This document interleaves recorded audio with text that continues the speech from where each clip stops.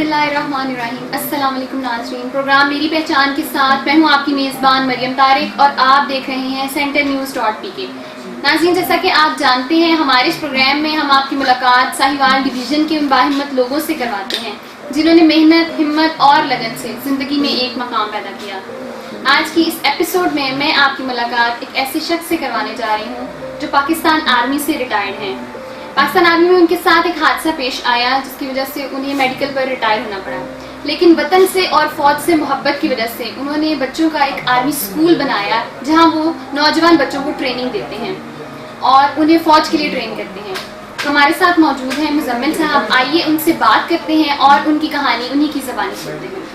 अस्सलाम वालेकुम सर, कैसे हैं आप? आपने 16 साल की उम्र में पाकिस्तान आर्मी ज्वाइन की। उस वक्त आप सिर्फ मैट्रिक थे, फिर उसके बाद आपने मास्टर्स किया, एमएड किया और अब एलएलबी कर रहे हैं। आगे क्या प्लान्स हैं? जी आगे इंशाल्लाह ताला मेरा जो ख्वाब है वो तो ये है कि मैं इंशाल्लाह ताला ऑनरेबल जज साहब जो है उनकी जो पोस्ट है वो मेरे वेट में है। जितनी जो मैंने वर्किंग जितनी मेहनत की है, इंशाल्लाह ताला मुझे यकीन है कि मुझे अल्लाह ताला की ज़ात जो है वो वहाँ पे बिठाने वाली है। तो इंशाल्लाह मैं मेहनत करूँगा अपनी लॉ की फील्ड को जब प्रॉपरली मैं लेता हूँ, तो इंशाल्लाह कोई ऐसी बात ही नहीं है कि मैं ना पहुँच पाऊँ। आप पाकिस्तान आर्मी से रिटायर्ड हैं, आपने सर्विस कहाँ पर की? मैंने बहुत टफ एरियाज काटे हैं। 1 ऑपरेशन में मैंने टाइम स्पेंड किया। जैसे ही मैं पास आउट हुआ था तो 1 ऑपरेशन में मेरी ड्यूटी लग गई थी। 1 ऑपरेशन के बाद मैंने काटे है बाबल नगर कैंट में टाइम स्पेंड किया। उसके बाद मैं चला गया था सियाचिन ग्लेशियर्स में मैंने टाइम स्पेंड किया है। स्वाद जैसा जो मुश्किल ऑपरेशन है मैंने वो काटा है। तो टोटली जो सर्विस है वो हार्ड एरियाज में मैंने स्पेंड की है। आपने इतने मुश्किल हालात में अपनी तालीम मुकम्मल की, मुझे इसके बारे में बताइए। बेटे जब आप एफर्ट करते हैं ना तो अल्लाह ताला की ज़ात आपको खुद ब खुद सपोर्ट देती है। कलाम पाक में फरमाया गया है कि लैसल इंसान इल्ला मा सा, कि इंसान के लिए वही कुछ है जिसकी वो एफर्ट करता है। तो अगर आप एफर्ट करें तो ऐसा पॉसिबल ही नहीं है कि आप अपना टारगेट अचीव ना करें। आई वॉज ओनली 16 जब मैंने आर्मी को ज्वाइन किया। अब 16 साल का कोई यंग अगर लड़का हो तो उसके लिए तो वैसी मुश्किल है कि आर्मी में वो टाइम स्पेंड कर जाए। तो मैंने अल्हम्दुलिल्लाह वहाँ पे अपना जो है स्टडी को कंटिन्यू रखा। मैट्रिक से पहले का आपको हल्का सा मगर आइडिया दूँ तो मैं घर पे काम करता था, अपने पेरेंट्स की मैं बड़ी हेल्प करता था काम में। कोई ट्यूशन वगैरह मैट्रिक तक भी मैंने नहीं लिया। स्कूल जाना, सरकारी स्कूल में जाते थे। तो वहाँ से मैंने मैट्रिक जैसे ही किया तो मैट्रिक के 2-3 माह बाद मैं आर्मी में चला गया। तो आर्मी में जब मैंने इंटर किया था तो मैं 1 ऑपरेशन में था। अब ऑपरेशन में ऑपरेशनल जो हालात हैं वो बड़े स्ट्रिक्ट होते हैं। जब मैंने ग्रेजुएशन किया तो I was employed in Siachen glaciers. अच्छा, फिर जब मैंने मास्टर्स किया तो मैं लाहौर कैंट में था। एमएड की अगर मैं आपको स्टोरी बताऊं तो एमएड का मेरा एक पेपर ऐसा था कि चूँकि मैं ग्लेशियर्स में रहा था तो वो हेल्थ कंडीशंस ठीक नहीं थी। एक पेपर ऐसा था मेरा मास्टर एमएड का कि उस पेपर के दौरान मैं बेहोश हो गया स्टार्ट होने से पहले। अल्लाह ताला ने मुझे तब इतनी हिम्मत दी कि मैंने उसी वक्त जो वहाँ पे निगरान थे उन्हें रिक्वेस्ट की कि आप मुझे ये इंजेक्शन ला के दें। और आप यकीन करें कि मैं जो नीम बेहोशी के आलम में था जब मैंने इंजेक्शन लिया, तो उसके बाद जब मैंने वो पेपर अटैम्प्ट किया तो अल्हम्दुलिल्लाह उसमें भी 50% से ऊपर जो मेरे मार्क्स हैं वो आए। तो आपको बताने का मकसद ये है कि अगर आप एफर्ट करते हैं तो लाजमी है कि आप अपने गोल तक पहुंच जाते हैं। जो जिस चीज़ को मैंने जो ऑब्जर्व किया अपनी पूरी लाइफ में, आप एफर्ट करें, अल्लाह ताला आपके लिए रास्ते सारे के सारे खोल देते हैं। सर, आप मेजर अजीज भट्टी शहीद ग्रुप ऑफ स्कूल्स को भी चला रहे हैं, ला से भी मुंसलिक हैं और आर्मी से रिटायर्ड भी हैं। मुझे ये बताइए सबसे ज़्यादा फ़ख्र किस चीज़ पे महसूस करते हैं? देखिए, बैन इदारे तो जितने भी हैं वो सारे काबिल एहतराम हैं। अब मीडिया में है तो ये भी काबिल एहतराम है। इन तीनों इदारों में से ना वैसे मुझे जो अपने आप पे होता है कि यार मैंने ये काम बहुत अच्छा किया है तो वो पाकिस्तान आर्मी है। मुझे आज भी अगर फ़ख्र है तो वो इसी बात पे है कि आई वॉज ओनली 16 जब मैं दुनिया की बेहतरीन फ़ौज में चला गया था और वहाँ पे अल्हम्दुलिल्लाह मैंने बड़ा कामयाबी से टाइम स्पेंड किया। ऑपरेशंस में टाइम गुजारा, सियाचिन ग्लेशियर्स में गुजारा। तो हमारे मुल्क की जो आर्मी है ये नो डाउट कि दुनिया की बेहतरीन आर्मी है और हमारा जो मुल्क है ये खड़ा ही इनके सर पे है। अभी आप सुनते होंगे न्यूज़ में दाएं बाएं लोग मिलिट्री के खिलाफ भी बातें कर रहे हैं। एक चीज़ ना बेटे आप ज़हन में रखें कि आप भी चूँकि मीडिया से अटैच हैं تو ہر وہ بندہ جو کرپٹ ہوگا نیچر میں وہ ہماری ملٹری کے خلاف ہوگا، کیونکہ یہ توحیدی بندے ہیں جو آرمی والے ہیں، یہ سچ کو فالو کرتے ہیں، اور سچ کو فالو کرنے والا بندہ کرپٹ بندوں کو صحیح نہیں لگتا. تو مجھے اگر فخر ہے کسی چیز پہ تو اس پہ زیادہ ہے. اگر میں اللہ کرے گا کہ سیشن جج کی چیئر پہ بھی بیٹھ جاؤں گا انشاءاللہ، لیکن اگر میں کہتا ہوں کہ جو پراؤڈ والی چیز ہے میرے لیے وہ پاکستان آرمی کی سروس ہے. اتنی ینگ ایج میں میں نے کی، کیونکہ وہ ادارے کیسے ہے آپ دیکھ لیں. یہ لوگ باتیں کرتے ہیں آرمی کو، آپ دیکھ لیں کہ آپریشن میں ہے تو آرمی میں جانا ہے، پاکستان آرمی کے علاوہ کوئی آپریشن نہیں کر سکتا. اچھا آپ کے بارڈرز پہ کھڑا ہونا ہے، آرمی نے جانا ہے. ملک کے اندر کوئی مسئلہ بن گیا ہے، مردم شماری کروانی ہے، وہ فوج نہیں کروانی ہے. اچھا اس ملک کے اندر کوئی اور معاملہ ہو گیا ہے، یہ جیسے ریسنٹلی ابھی کراچی میں معاملہ تھے، پانی آیا ہوا تھا بہت زیادہ، تو تب ہمارے ملک کی فوج جاتی ہے. اس وقت یہ لوگ کدھر ہوتے ہیں؟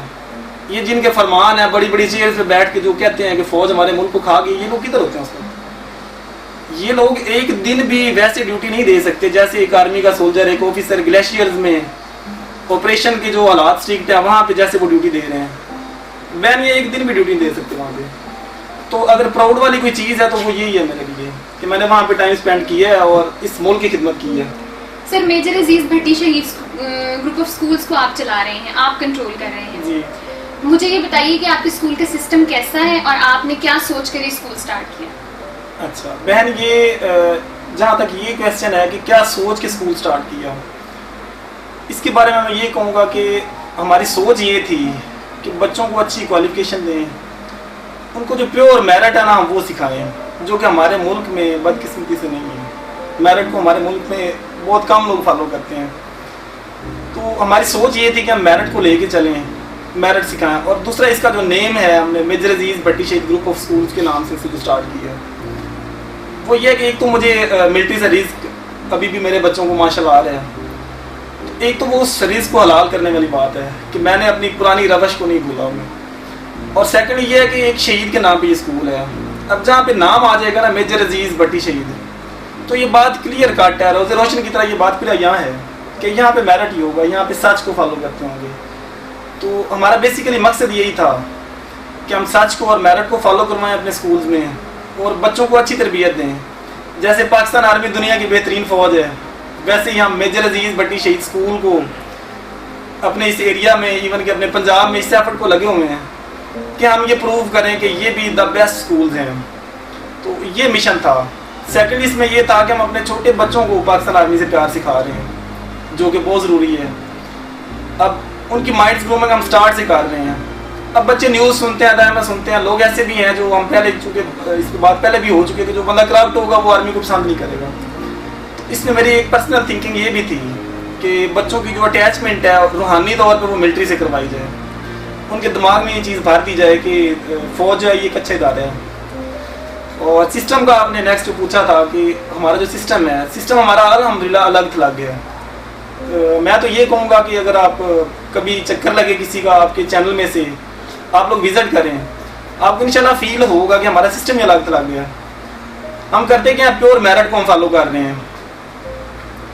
آپ کوئی بھی اسکول دیکھ لیں پرائیویٹ، شاید یہ میری بات کسی کو بری لگے، لوگ کیا کرتے ہیں اوریجنل رزلٹ چھپاتے ہیں، جان بوجھ کے اپنے پاس ایک گریڈنگ کر دیتے ہیں، چودھری کے بچوں کو فرسٹ کر دیتے ہیں، رنگ نسل ذات پات دولت ان چیزوں کو وہ فرق رکھتے ہیں.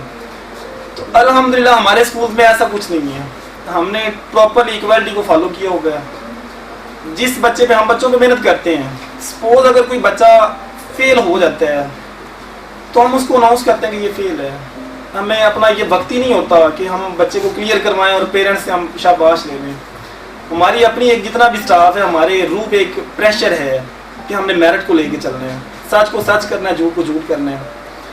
تو یہ ہمارا سسٹم ہے. اور اس میں نیکسٹ ہے پرائیویٹ سکولز میں یہ بڑا پرابلم ہے کہ ٹیچرز کے جو فیمیل ہیں ان کے نام پورے ایریا میں پتہ ہوتے ہیں. اب ہمارا کیا، ہماری کوئی بچی پلے کلاس سے لے کے اگر کوئی سینئر موسٹ ٹیچر تک ہے تو ہمارا کوڈنگ میں ہے سارا سسٹم. ہماری بچی کا آپ نام نہیں باہر سن سکتے کسی ٹیچر کا، تو وہ سارا کوڈنگ میں ہے.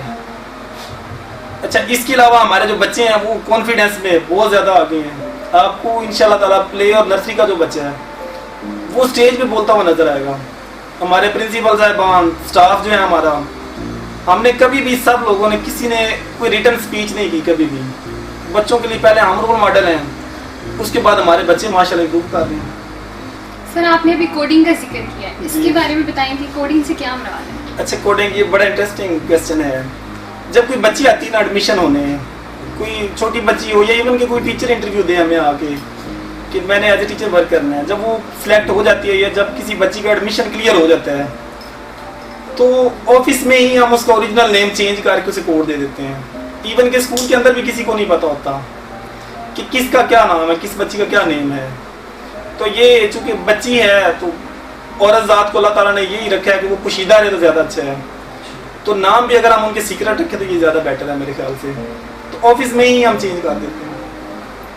سر لا سے منسلک ہونے کا کیا مشن ہے آپ کا؟ بیٹے یہ آپ کو میں تھوڑا سا بیک گراؤنڈ میں جاؤں گا اس کے لیے. گاؤں میں سسٹم ہوتا ہے پنچایت کا سسٹم.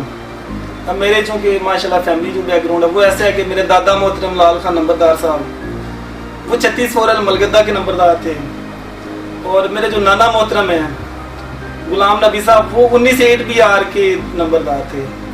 اب پنچایتوں کا جو سسٹم ہے, جو پرانے بندے تھے, جیسے میں نے یہ اپنی فیملی کی 2 پرسنالٹیز کا نام لیا ہے, آپ کی فیملی میں بھی ایسے ہوں گے جو پرانے لوگ تھے, وہ تو حق پہ بات کرتے تھے. پنچایت کا سسٹم تب تک بہت اچھا تھا.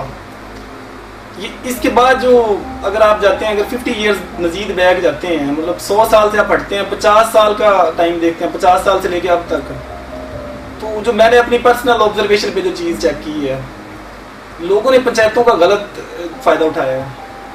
اب گاؤں والے بیچارے, بیسیکلی میں گاؤں سے ہوں, تو گاؤں والے لوگ جو ہیں وہ بیچارے سمپل سے ہوتے ہیں, وہ اخلاقیات کے بندھن میں بڑے باندھے ہوتے ہیں کہ پنچایت کا جو فیصلہ ہے یہ ٹھیک ہے یار, ہم نے ماننا ہے. یہ اپنے لیول پہ تو یہ بات بہت اچھی ہے, لیکن یہ تب اچھی ہے کہ جب پنچایت کا لیڈر ٹھیک ہوگا, جب وہ ایماندار ہوگا. تو چند ایک چیزیں میں نے اپنی لائف میں جو نوٹ کی ہیں, جب میں ملٹری میں تھا اسپیشلی, تو تب میں نوٹ کر رہا تھا کہ شاید میرے دادا محترم کا اسپیشلی جو ویژن ہے وہ آگے پراپرلی نہیں بڑھ رہا تھا. اب اس کے لیے میں نے یہ چیز چوز کی ہے, لا کو میں نے چوز کر لی ہے کہ پنچایت کو ذرا ہم ماڈرن طریقے میں لے کے جاتے ہیں. کوڈ بھی تو ایک پنچایت ہی ہے, وہاں پہ ناانصافی ہونا ذرا زیادہ مشکل ہے بنسبت آپ کے گاؤں کے. تو یہ اس لیے میں اس فیلڈ کو میں نے جو ہے جوائن کیا ہے. میں نے کافی سارے لوگوں کو ایسے لوگوں کو دیکھا ہے جنہوں نے زیادتیاں کی ہیں لوگوں سے. مثال کے طور پہ انہوں نے اپنی پولیٹیکل جو پاور ہے وہ مینٹین رکھنے کی لوگوں کو آپس میں لڑایا, ایون کہ بچیوں کو ڈائیورس تک کروایا. آپ مانیں گے, بچیوں کو ڈائیورس تک کروایا گیا کہ یار یہ اگر 2 فیملیز ملتی ہیں تو یہ پولیٹیکلی زیادہ اسٹرانگ ہو جائیں گے. مطلب انہوں نے ایک مقابلی تھے, انگریز مقابلی کی جو سیاست ہے انہوں نے اس کو فالو کی ہے. رسول پاک کی سیاست کو انہوں نے نہیں ایکسیپٹ کیا. جو ریاست مدینہ کا اصول تھا کہ آپ سب کو اکٹھا بٹھائیں, رسول پاک تو صحابہ کرام کے ساتھ مل کے بیٹھ کے کھاتے تھے, انہوں نے اس چیز کو فالو نہیں کیا. انہوں نے انگریز کی سیاست کو فالو کیا کہ ڈیوائڈ اینڈ رول, لوگوں کو آپ تقسیم کریں اور ان پہ حکومت کریں.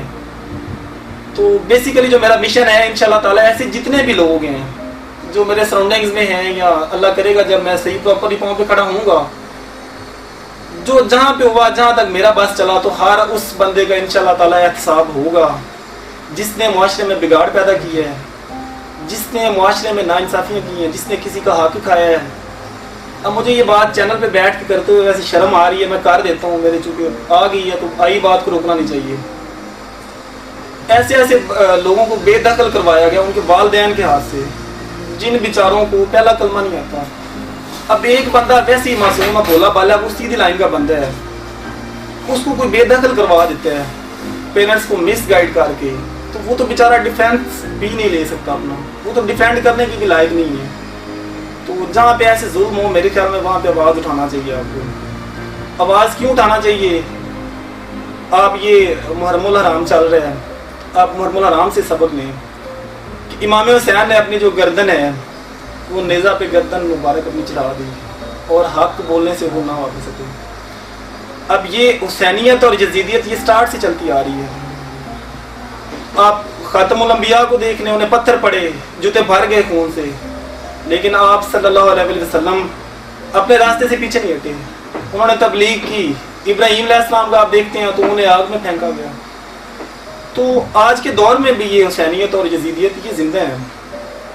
آپ ماضی سے لے کے اینڈ تک، یہ ایون کی قیامت تک جب آپ دیکھیں گے تو دو چیزیں آپ کو نظر آئیں گی، ایک سائڈ پہ حق ہے اور ایک سائڈ پہ باطل ہے. تو انشاءاللہ تعالیٰ میرا مشن تو یہ ہے کہ حق پہ آواز اٹھاؤں. آگے اللہ تعالیٰ کو کیا منظور ہے، کتنی مجھے ہمت ملتی ہے اوپر سے، تو انشاءاللہ تعالیٰ مشن میں یہ لے کے چل رہا ہوں. میں وکیل ہوں تو تب بھی یہ مشن ہوگا، اگر آنریبل جج صاحب کی چیئر پہ میں بیٹھتا ہوں تو تب بھی میرا انشاءاللہ مشن یہی ہوگا کہ غریب کو سپورٹ کرنا ہے، جس کے ساتھ ظلم ہوا ہے اس کو سپورٹ کرنا ہے، اور جو ظالم ہے اس کے خلاف ہم نے بات کرنی ہے.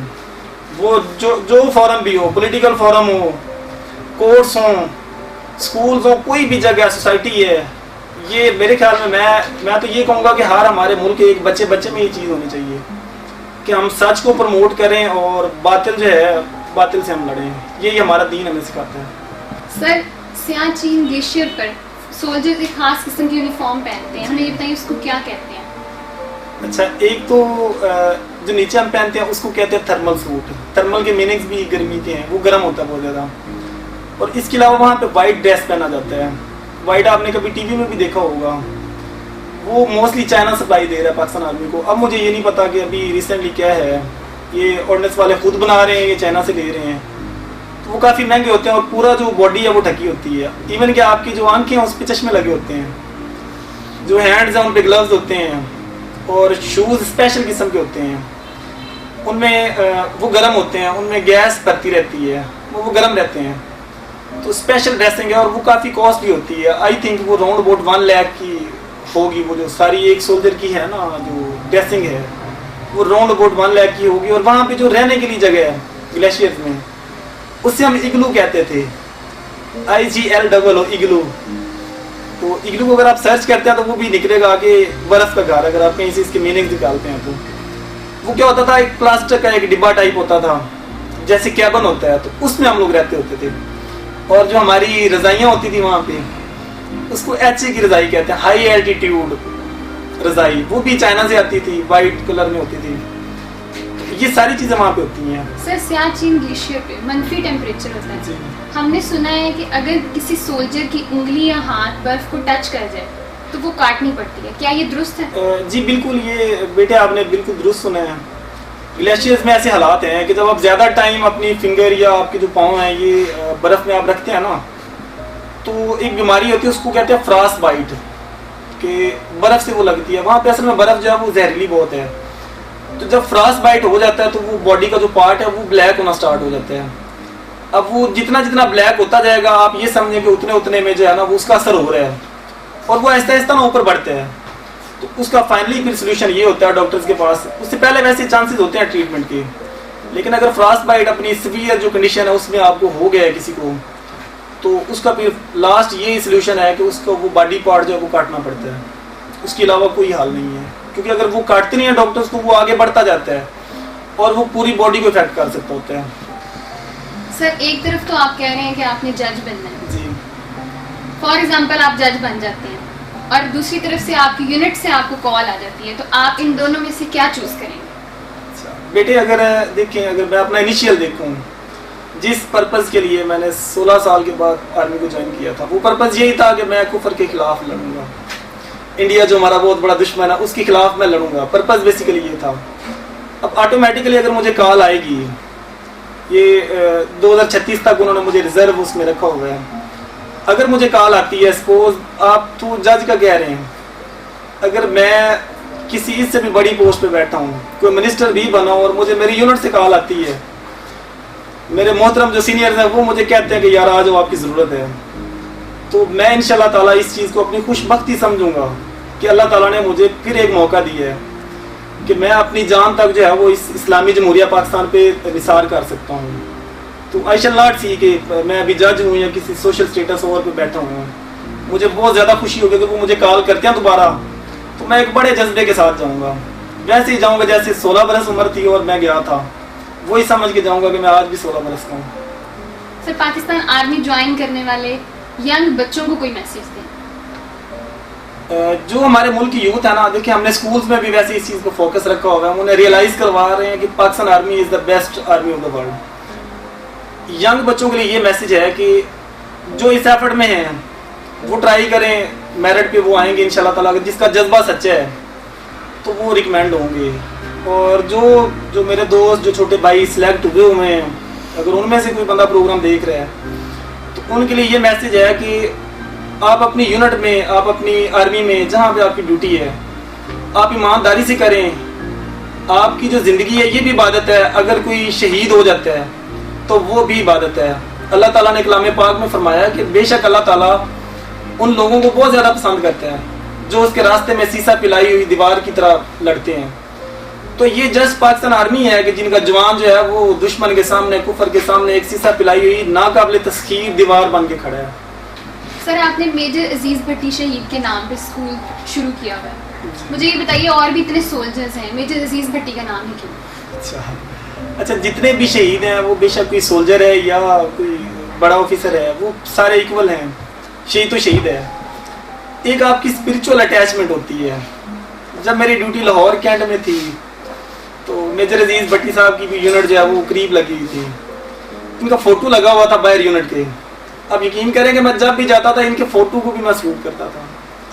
इनसे कोई नेचुरली मेरी जो स्पिरिचुअल जो अटैचमेंट है वो ऐसी है कि मुझे शुरू से इनकी पर्सनैलिटी बड़ी पसंद थी। इवन कि when I was a student तब भी मैं ज़्यादा इनको पढ़ता था, इनको ज़्यादा लाइक करता था। तो ये नेचुरली है। सर, आपके स्कूल की कितनी ब्रांचेस हैं और साहिवाल डिवीजन में कहाँ कहाँ पे? हमारा देखिए, हमारा जो सेटअप है ये स्टार्ट तो हमने साहिवाल से लिया था।